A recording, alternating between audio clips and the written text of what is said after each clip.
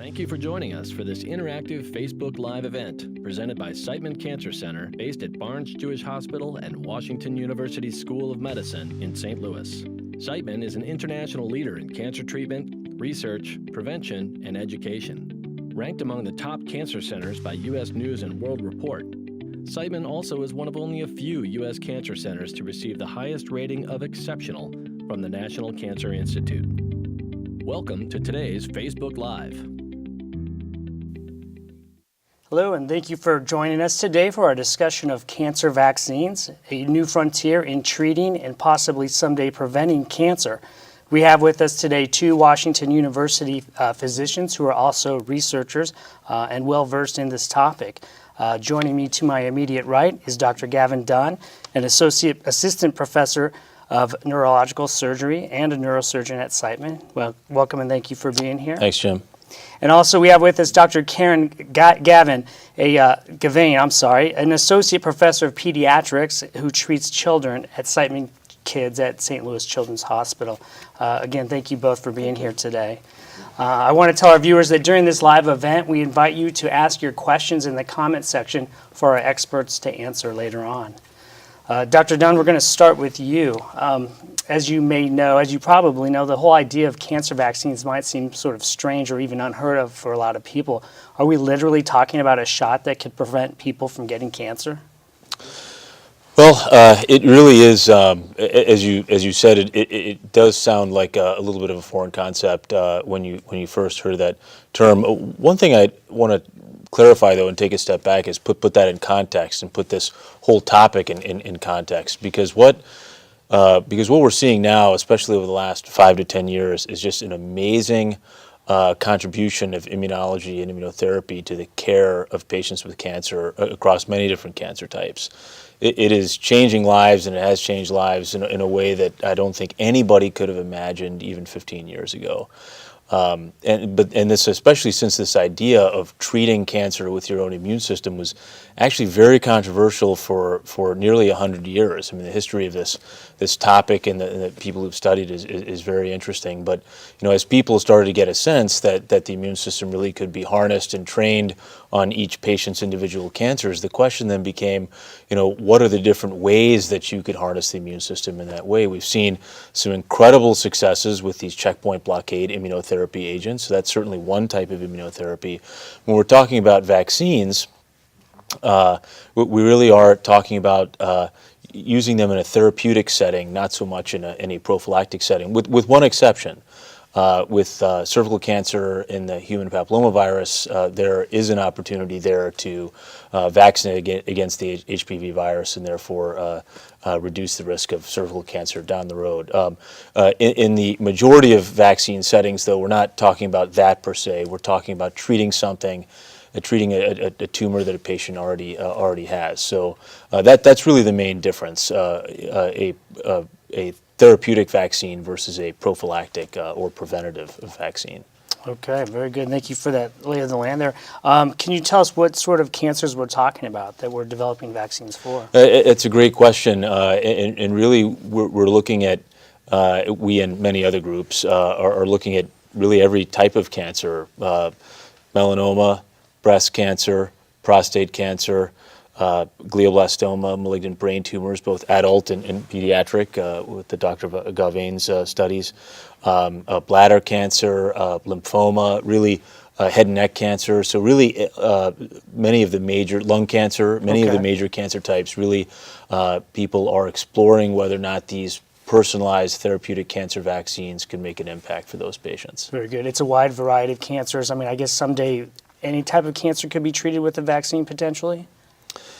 That we'll have to see what these studies tell us, and certainly we're at a somewhat early phase in determining whether or not this is going to be effective clinically across that spectrum of cancers. But that would be the hope that we can design something for each individual patient. I think that's an important point too, is that a lot of these different approaches for all of the different cancer types we just talked about really are designed in a personalized way. And so down the road, we hope that that framework can be relevant and helpful for each individual patient with each of those different types of cancers. Very good. That kind of prompts my next question. In the simplest terms possible, can you describe how these vaccines work and how is it personalized for each patient?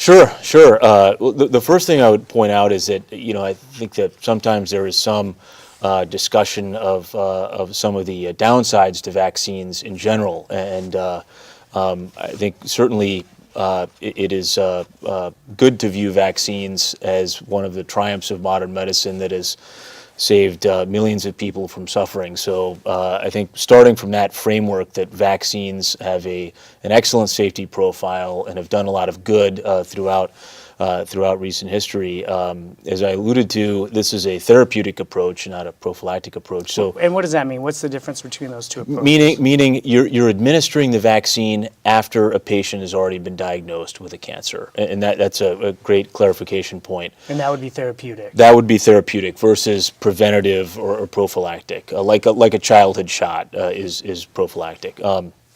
But the key to a vaccine, just like it is for childhood shots, is you have to identify something that's different about the patient's cancer cells than normal cells. And I think that's why it's taken a long time to get to this point, because it has been difficult to determine what those differences truly are. And really in the last 10 years, we now have ways to look at all of the DNA in a cancer cell and determine what is different about that cell versus a normal cell. And then once we know that, we can, using a number of software tools, come up with ways to identify which of those targets we can put in a vaccine. Now, the goal of using those differences in those cells is to, again, in the way that people get vaccines conventionally, is to administer those differences to a patient in a way that the patient's T cells, which are white blood cells that we all have, that healthy patients all have in their blood, which are very, very specific. And once they get activated and boosted in this way, they can then home and very specifically target the cancer cell. And you can think about T cells in this way, almost carrying out a soldier-like function.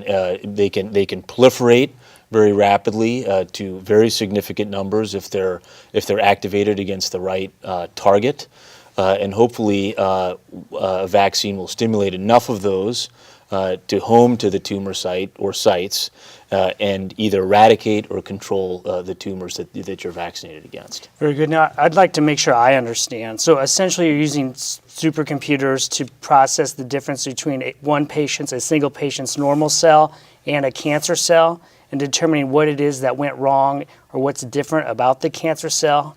And then that cell, that mutation, I guess, in that cancer cell is what you can target the vaccine against? Exactly. And that gets to a really fundamental question, which is what's the basis of why somebody has a cancer arise? There are differences in the DNA of those cancer cells. And as you just pointed out, we can identify what those differences are in a way that's different from patient to patient. I think that's the key in the approaches that a number of groups here and elsewhere are taking, is making it personalized by identifying what those differences are from patient to patient and then targeting them. The same vaccine won't work the same on a different patient. It's custom made for each individual. Correct. For the most part, there are, and this gets to another part of the cancer vaccine story, which is what are the types of targets a vaccine can be developed against. You just mentioned in the discussion we've been having, pointing out those differences in the DNA and those are mutations in the DNA or changes that are a part of the cancer cell's development. There are some other targets that don't have mutations per se, but are present in a way that they shouldn't be. And those types of targets actually can be shared from patient to patient, and so there can be a mixture of those types of targets you can include in a vaccine. But that is a fundamental cancer immunology or cancer immunotherapy question. What are the types of aspects or features of a tumor cell that the T cells we just talked about can identify, and there's really a broad range of those parameters. Essentially what makes the cancer cell vulnerable to treatment. Absolutely. And what makes it specific to the immune system compared to your normal cells. Very good. Now, I'd like to remind our viewers that if you do have any questions about the process Dr. Dunn just described, or particular cancers that vaccines might be in development for, please note those in the comments section below so that we can get those answered later on. Now, I'd like to turn to Dr. Gauvain and note again that you treat children at Siteman Kids at St. Louis Children's Hospital. Would these same concepts generally apply for younger patients as well? Yes, they do, and I think one of the things that is good about being a pediatric oncologist is that we do cure so many patients with cancer, and but in some tumors, like brain tumors, which is my specialty, we still have a lot of room to grow and improve treatments. The outcomes aren't as good, so we are focusing on brain tumors at this time. The concepts are the same, but the mutations and the abnormalities in the cancer cell are a little bit different. The types of tumors are different that we see in pediatrics than adults. So but the concepts are the same, and that we will target abnormalities in the cancer cell. And the fact that children obviously are still in development, does that make a difference in how the vaccine is made or administered?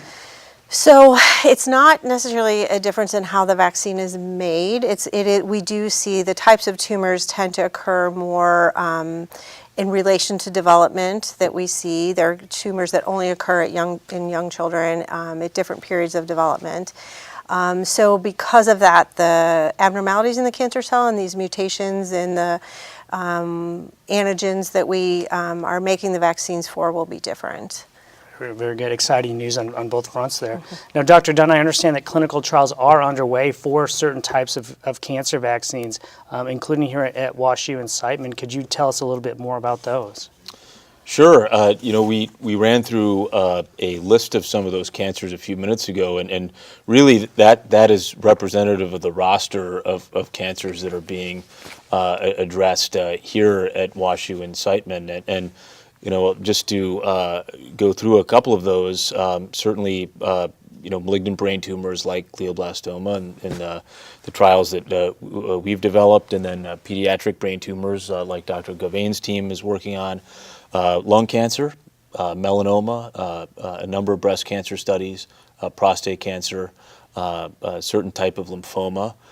So those are, quite an array of cancers that are being targeted using that approach just on this campus. Very good. Now, I know that we have our 1-800 number at the bottom of the screen there, so if anyone might be interested or think that they might qualify, I suppose it would be okay for them to call in and we can see. Absolutely. Very Absolutely, good. Of course. Now, you mentioned, this is some pretty leading edge sort of stuff here, science and medicine. What is it about the environment here at WashU and Siteman, and this question is for either one of you, that you think has led to this and really made this a standout place for this type of research? Well, I think that there are some aspects that are fundamental to the foundation to allow innovative clinical trials to be developed, and I think the first thing is just world-class clinical care before you can even get to the sophisticated clinical trials. The surgeons, the medical oncologists, the radiation oncologists, the pathologists, the radiologists, all of the staff and the nursing staff. All of that team has to be world class. And I can tell you, I've shared patients with Karen, and you have to have lots of Karens to take just amazing care of our patients. So that part has to be there, and I think that really is very obvious here. The other part of it is the basic science. These types of approaches are rooted in fundamental, rigorous basic science. I think that's something that is heavily invested in here. It's very valued as part of our DNA. And for example, Bob Schreiber has played a significant role in developing some of the fundamental principles here, and he's a senior and very established scientist. International. I would say intergalactic. Yeah, we're recognized and a good guy scientist. Too, right? Absolutely. Well, I did my PhD with him, so yeah. But I completely agree with that. So those things you have to have. But on that then is the soil for innovative trial designs like this. Then there has to be a nucleus of experience that develops and evolves over time. For example, getting to some of the points we touched on, how you identify the right targets, how you design a trial to be able to do that in a clinically actionable and tractable time frame. What should be the right targets? How do you deliver them? I have to certainly recognize the relationships you also have to develop with pharmaceutical companies. Sometimes these trials are combined with other agents, and certainly those companies, produce those agents. So a lot of relationship building, expertise development, on top of the just fundamental basic science and a commitment to world-class clinical care. Just all those parts have to be there. It's a robust environment. Yeah. And I understand it includes is it a good manufacturing practice facility? Is that an actual lab where some of the vaccines are made here on campus? Yes, absolutely. When we talk about a vaccine, those can be delivered in a number of different ways. So sometimes they're little pieces of protein called peptides. Sometimes they're DNA platforms, and specifically with the latter, that's something that the institution here has developed terrific and deep expertise in using that GMP facility you talked about, and I'm glad you mentioned that, because you certainly, from a logistical standpoint, you have to have structures like that to be able to produce some of those types of vaccines. And we're very fortunate that we have an excellent track record with those types of production facilities here. So from the care team on backwards, it seems like everything's in place for this to happen, and that's exactly why it's happening. Exactly. Very good. We do have some questions here from our viewers. One from Doug, who's asking, so if these are vaccines, is cancer a virus? That's a great question, and I'll turf that over to you in a second. But it's a great question. Cancer itself is not a virus. In some instances, viruses can cause cancer. Epstein-Barr virus, the human papillomavirus are examples. But cancer itself is not a virus. Cancer is a collection of abnormalities that accumulate in a patient's DNA that eventually cause cells to not to grow inappropriately and not die when they're supposed to. Now, some of those abnormalities are similar to some of the abnormalities that viruses cause to do the same thing. But broadly speaking, cancer itself is not a virus per se. It is the result of an accumulation of abnormalities in the DNA of patient cells. Okay, very good. We have a question here from Connie now, and she's asking, are the vaccines currently being utilized, or are they in the clinical trial stage? And is breast cancer one of these cancers that's being treated with vaccines? They are all in the clinical trial stage. And what does that mean for those who don't know? That means that they are going through a very rigorously overseen process to determine first, are they safe, and can we develop them in a feasible time frame? And these clinical trials typically have a number of phases. That would be an example of a phase 1 study. And then the next question is, do we see evidence that they may help for patients with cancer? And then they have to go through additional rigorous steps to determine, well, how do they compare to the standard of care? But although there are in clinical trial development, they can be outstanding options for patients with cancers that are difficult to treat. And this is really some of the latest type of treatment that is out there. And certainly, I think it's important to point out that to view clinical trials as an opportunity to understand cutting-edge treatment. There's tremendous oversight and there's nothing experimental about how we approach the clinical care. Yes. It's almost the most oversight you can possibly have. It's really investigational. Absolutely. And there are some misperceptions out there about clinical trials. Some think that if you're not getting the therapy that's being investigated, that you're getting a placebo or something that's less than what you otherwise might be receiving. What is the real case there? Well, the first thing I want to answer the last question about the breast cancer vaccines, which is there is a robust breast cancer vaccine program here, and certainly if there's additional interest, the viewers could call the number that you mentioned earlier. And Karen, I'd love to hear your thoughts on Jim's question here too. But I think that the most important part about patients being involved in clinical trials is to have a full and transparent discussion about what is the framework of that trial and what are they becoming involved with. In some cases, in the trials we're talking about here, in the case of cancer vaccines, there is not a placebo arm to these. That is typically, much later phase studies when you're trying to compare against the standard of care. But the point is, any patient who agrees or is even considering a clinical trial will know everything that will happen or won't happen. Yes, as far as the treatment. Yeah, and this is kind of the fundamental ethical principles of being involved in a clinical trial. Is a clear and transparent discussion with the provider team about what is going on, and feeling that that every single question you have about that process has been answered as sufficiently as possible. So that's an extremely important point, and it just has to be it's a very clear and transparent process here. Right. And I want to point out that this sort of touches upon an earlier question about what is it about the environment here that allows all this to happen. I mean, that same environment allows Siteman to offer more than 400 clinical trials, for adults. So this is not just vaccines, but across the board therapies for various cancers. And I would like to pull the pediatric side into this again as well.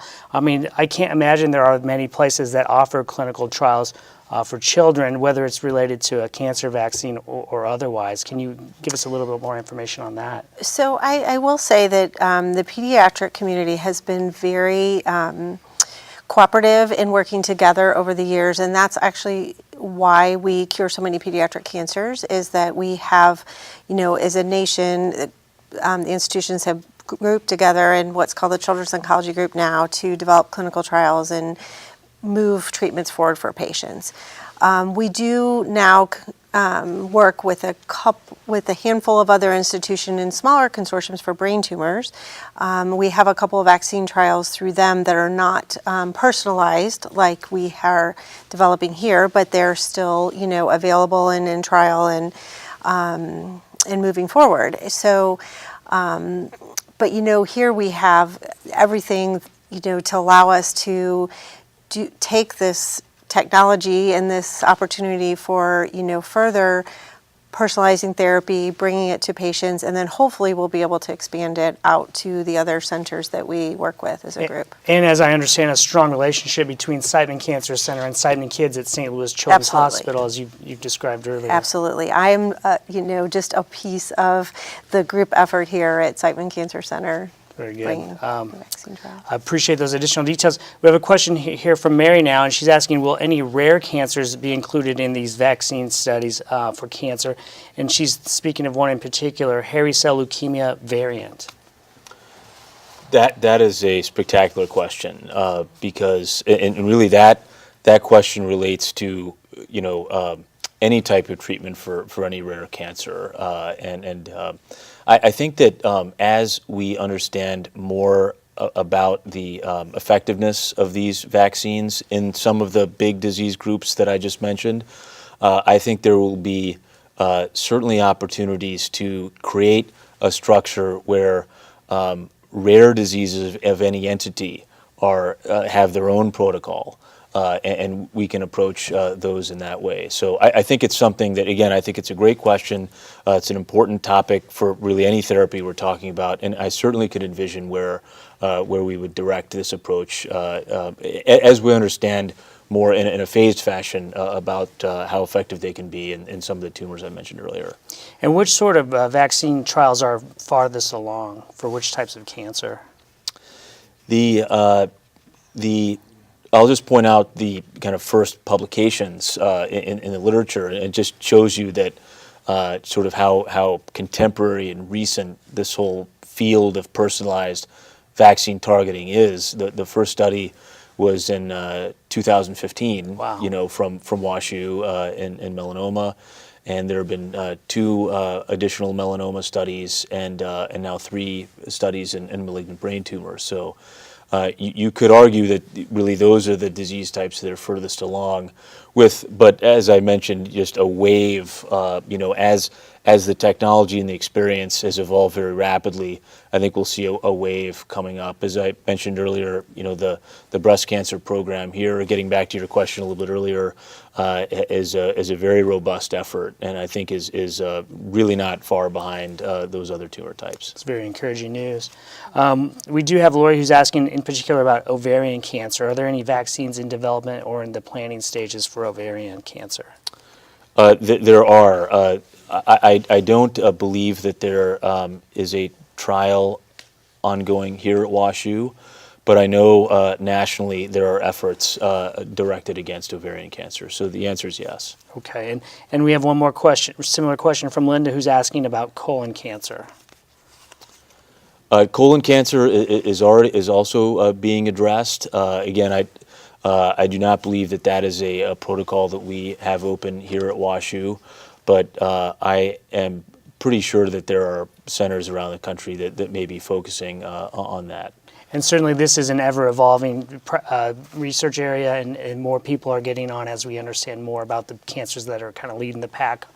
Absolutely, and just to get back to the colon cancer example, let's say there isn't one nationally, I bet there's one that's just about to open. So it is, and I think you put it really well, it's such an evolving field that clinical opportunities are coming online all the time, and staying engaged, with this field is going to be really important and exciting. I think one of the things that kind of helped me understand the importance of what we're talking about, to take kind of a larger view, is that you think of that typical three-legged stool of cancer treatments, the traditional ones, surgery, radiation oncology, and chemotherapy. I mean, a lot of people are really calling immunotherapy, which includes vaccines, kind of a fourth leg for that same stool. Is that accurate? Or would you characterize it in another way? I mean, is this going to join those other 3 traditional types of therapies as one of the more important ones, into the future? It really is. It really is its own leg. So maybe the stool is more stable now with 4 legs instead of 3. Because and I think the biggest picture, I think the biggest context about saying anything about immunotherapy is it's not a fad. It's here to stay. It is FDA approved in an ever-growing number of indications.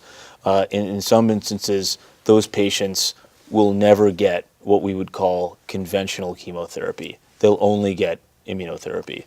So, and in other cases, they may be combined. So I would say it is a major fourth leg, using that analogy. In some cases, it will substitute. In some cases, it will complement pre-existing chemotherapeutic approaches. Very good. Now, I am wondering, since you're using you're beefing up the patient's own immune system to fight the cancer, are there fewer side effects than, say, a traditional type of chemotherapy? Karen, as a pediatric oncologist, she knows a lot about chemotherapy side effects, so I'll let her comment on that first. I think that Gavin, Dr. Dunn set this up or explained it well, in that the cancer cells have different features that we target the vaccines to. Chemotherapy doesn't. They have some of those, but it also affects normal healthy cells, and that's what causes the side effects. So there's side effects to everything we do, but the side effects we believe are going to be less and more tolerable, and and something that we could potentially do long term. Many of the chemotherapy drugs we can only do for a period of time because they cause too much toxicity, they cause organ injury, they cause, other side effects. So immunotherapy is something that we could potentially treat for many years or, lifelong if needed, and, without causing those side effects. I keep hearing that at some point cancer could be a chronic disease as opposed to a lethal one sometimes. Is this one of the things that might make that happen, immunotherapy? Whatever way that goal is accomplished, I think we're all for it. And certainly, if you can turn it into something you manage for many years, even if it's not completely eradicated, I think that would be an incredible milestone. I think that tolerability over time that Karen mentioned, Dr. Gauvain mentioned, is a really great point. And I think that the potential ability to do that may favor the situation you just mentioned. Very good. We do have one more question here from a viewer, Arnell, who's asking, are there vaccines being created for non-Hodgkin lymphoma, or I'll add for any type of blood cancer, leukemia even? Absolutely. There's an open trial for a form of lymphoma here, and so certainly would encourage anyone interested in that. Now, as the question alluded to, there are many forms of lymphoma and leukemia, and so the right indication has to be there. But that's actively being studied here. Very good. And can you kind of look forward in the future for us a little bit, both of you, please? And we'll start with Dr. Gauvain. Can you give us a sense of where we'll be in 2 or 3 years, on the pediatric side to begin with? So that's a good question. We are in the development of these vaccine trials. We're getting close. We're not quite enrolling yet, but I'm hopeful that we'll have reached the first stages and seen that, this does work, and, be able to move it farther, as Gavin explained, through the clinical trials process, and, give us hope for treating some of the patients that are the most difficult to treat. Very, very encouraging. And Dr. Dunn, did you have anything to add to that?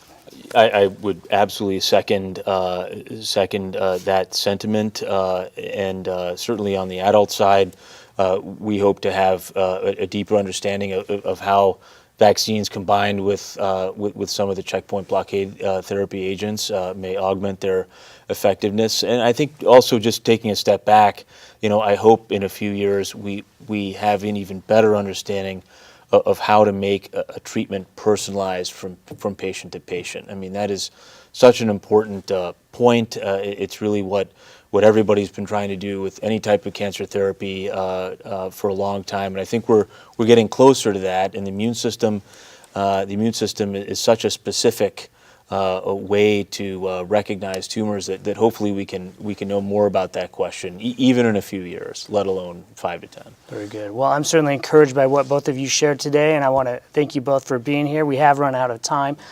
so we appreciate your expertise and your thoughts. If anyone has any other questions, please include them in the comments section, and we'll be sure to include them below.